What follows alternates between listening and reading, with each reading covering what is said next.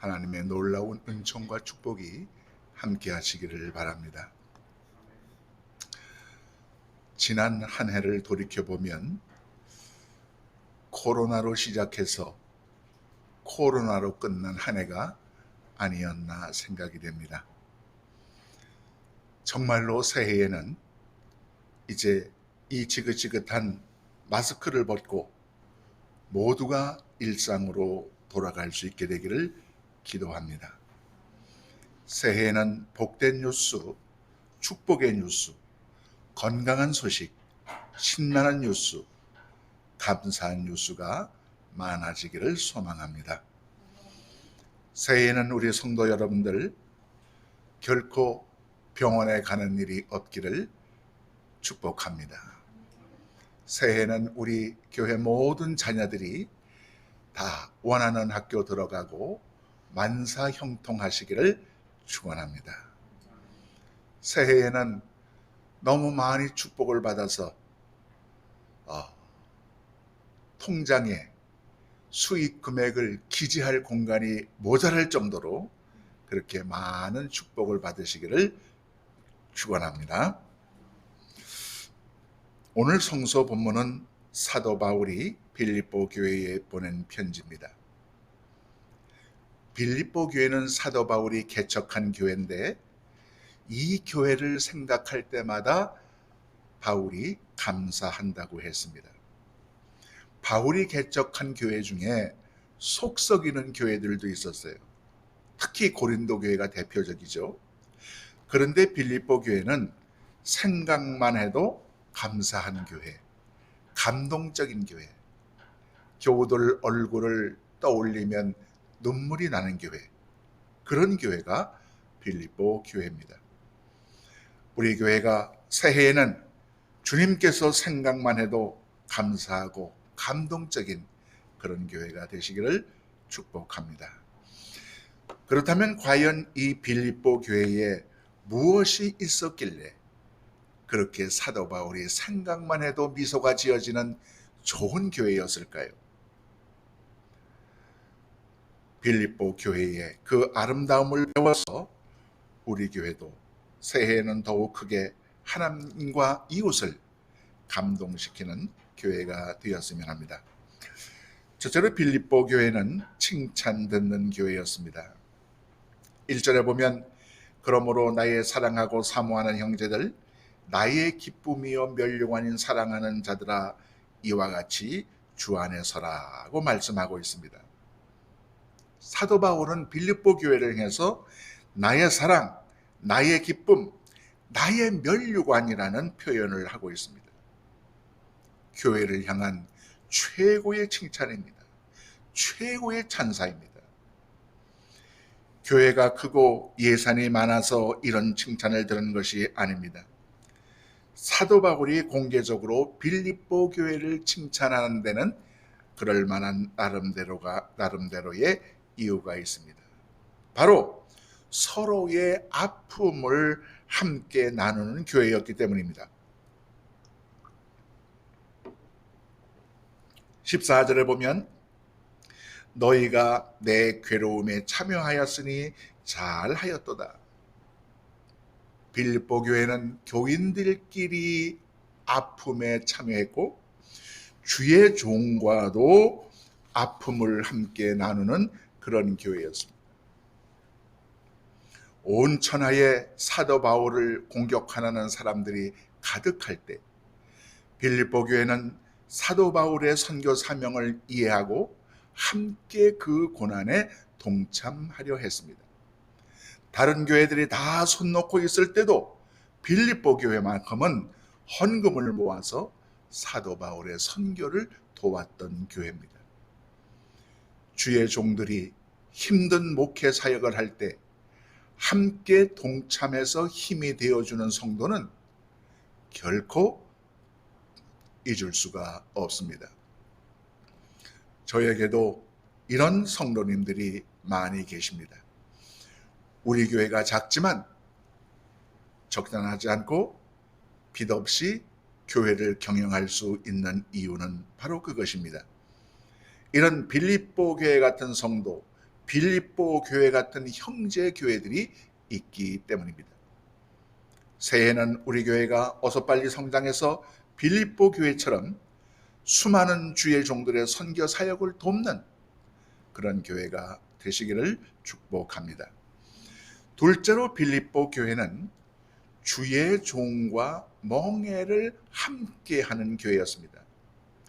2절 3절에 보면 바울은 유오디아와 순드계를 향해서 나와 멍에를 같이 했다는 표현을 하고 있습니다.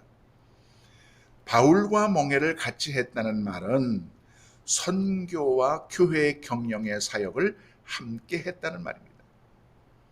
복음 증거하는 주의 종의 길은 결코 꽃길이 아닙니다.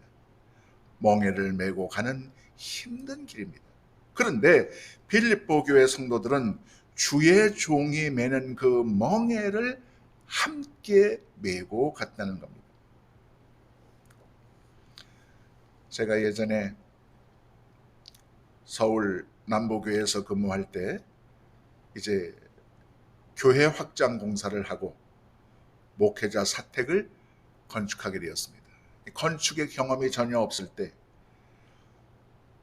설계도도 나오기 전에 건축 허가도 받기 전에 있던 집을 헐어버렸습니다. 앞집에서 민원을 넣었습니다. 자기들이 손해본다. 그래서 건축 허가가 나오지 않았습니다.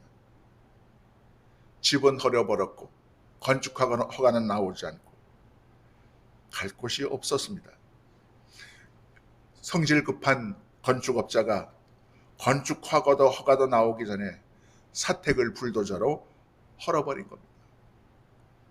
교회 짐을 임시로 교회 그 빈 공간에 사택짐을 갖다 놓고 건물을 헐어버렸는데 갈 곳이 없습니다. 그때 어떤 분이 자기 집 안방을 임시로 내주었습니다. 멀쩡한 사택을 건축업자의 실수 때문에 허물어버리고 갈 것 없이 교인 집에 머물면서 목회를 하고 있는데 그 몰골이 얼마나 힘들고 어려웠겠습니까? 그 무렵 당시 집사였지만 나중에 장로님 되셨죠? 김경택 장로님은 저를 일산 백조우패까지 데리고 가셔서 저녁을 사주시면서 목사님 힘내서 이 위기를 이겨내십시다 하면서 용기를 주시고 격려를 하셨어요. 나중에 알고 보니까 하루에 그분이 용달차 운전을 하는데 하루에 1,000원씩 저금을 하셨대요. 그래서 30일 동안 하루 한 끼 금식을 하고 1,000원을 모았어요. 한 달을 한 끼씩 금식했더니 3만 원이 모였어요. 그래서 15,000원짜리 그 뷔페 식사를 둘이 이렇게 사주셨어요. 그런 주의 종과 함께 멍에를 메려고 했던 그런 종들이, 그런 성도들이 있었기 때문에 제가 40년 목회 여정 속에 오늘까지 버티면서 지내올 수 있었습니다. 주의 종과 멍에를 함께 메려고 애쓰는 성도를 만날 때 목사는 감격하고 감동합니다. 그래서 목사는 행복합니다. 주의 종과 멍에를 함께 메려는 성도들, 그런 동역자들을 만날 때 목자는 그런 양떼와 동역자를 위해서라면 죽어도 좋다는 생각을 합니다. 지금까지 개척교회를 섬기면서 부족한 종과 멍에를 함께 맨 성도들에게 감사합니다. 새해는 더욱더 우리 새길교회 성도들 주의 종과 함께 목회의 이 멍에를 메고 우리 선교의 길을 달려나갈 수 있기를 축복합니다.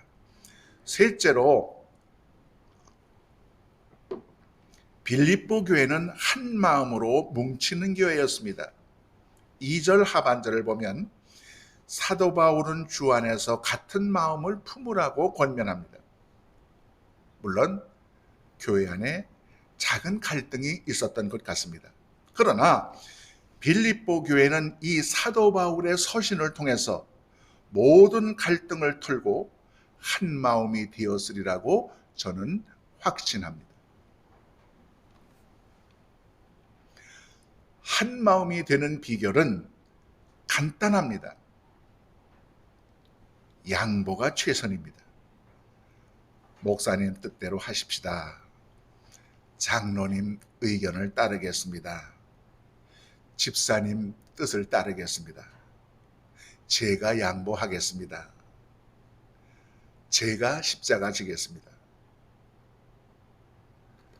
한 마음이 되는 교회는 서로 양보하고 서로의 마음을 잘 읽어줍니다. 그래서 양보하고 이해하고 하나가 되는 겁니다. 자, 신혼부부가 있어요. 여기 우리 임 목사님 부부는 어떤지 모르겠어요. 한번 잘 들어보세요. 장마철에 비가 주룩주룩 떨어집니다. 처마에서 낙숫물 소리가 뚝뚝뚝 떨어집니다. 그 비 오는 날 따뜻한 방에서 처마 끝에 떨어지는 빗방울을 바라보면 상당히 운치가 있어요. 그래서 이 연애 감정에 젖어버린 이 부인이 낙숫물 떨어지는 것을 보고 남편에게 말합니다. 여보, 비가 오네요. 이때 같은 마음을 품은 남편은 뭐라 그럽니까? 그래, 여보, 비가 오네. 떨어지는 저 빗방울이 내 가슴에 떨어지는 당신의 사랑처럼 아름다워. 저 빗방울 소리는 나를 향해 들려주는 당신의 세레나데 음악 소리야. 아, 그러면 부부가 하나가 되는 거예요. 근데 못없는 남편은 뭐라 그러니까? 비 오는 거 처음 봤어? 빨래 걷지 않고 무슨 비타령이야? 아, 그러면 이제 우당탕퉁탕 하게 되는 거죠. 같은 마음을 품으면 지옥도 천국이 되지만 다른 마음을 품으면 천국도 지옥이 됩니다. 부부가 같은 마음을 품으면 초가 삼간 또 행복이 넘치지만 부부가 다른 마음을 품으면 대궐도 감옥입니다. 한 마음을 가져야 합니다. 같은 마음을 품읍시다. 빌립보 교회에 이 하나 되는 역사가 있었습니다. 우리 교회는 온 교우들이 같은 마음을 품고 영원히 하나님께 영광 돌리는 그런 교회가 되시기를 축복합니다. 넷째로 빌립보 교회는 복음 전도에 힘쓰는 교회였습니다. 오늘 빌립보서 본문을 보면 복음에 힘쓰던 부녀들을 도우라고 권면하고 있습니다. 복음에 힘쓰는 것, 그것이야말로 바로 교회의 존재의 이유입니다. 여기 군대에 김병장이 있습니다. 키도 크고 늘씬합니다. 옷을 그냥 손을 벨 정도로 나를 바짝 세워서 다려 입었습니다. 군화를 얼마나 열심히 닦았는지 파리가 앉았다가 쭈루루 미끄러집니다. 잘생기고 온갖 군인으로서의 모든 폼은 혼자 다 가졌습니다. 그런데 사격만 하면 빵점입니다. 군인의 존재의 이유는 총을 잘 쏘는 거죠. 군화는 더럽고 바지는 구겨져도 총을 쏘아서 관역을 잘 맞춰야 군인입니다. 그 총 쏘는 거 못하면 나머지 아무리 잘생기고 뭐 군화가 반짝거리고 옷을 날카롭게 다려 입어도 아무 의미가 없는 겁니다. 문제는 본질입니다. 교회의 본질은 무엇입니까? 바로 복음 증거입니다. 파이프 올겐 소리가 제 아무리 기가 막혀도 복음 증거를 외면하면 의미가 없습니다. 아무리 교회 건물이 크고 유명한 사람들이 나오고 예산이 수십억이 되어도 복음 증거를 소홀히 하면 교회의 의미가 없습니다. 새해는 정말로 우리 교회가 이 빌립보 교회처럼 하나님과 이웃들에게 칭찬 듣는 교회가 되시기를 축복합니다. 우리 성도들이, 우리 목회자들이 주의 종의 멍에를 함께 메고 헌신하는 교회가 되기를 축복합니다. 한 마음으로 굳게 뭉쳐서 어떤 어려움도 물리치고 한 걸음 더 성숙하고 전진하고 발전하는 교회가 되기를 축복합니다. 교회의 본질은 복음 전도에 더욱 힘써서 하나님을 기쁘시게 하는 교회 되시기를 주님의 이름으로 축복합니다. 기도하겠습니다.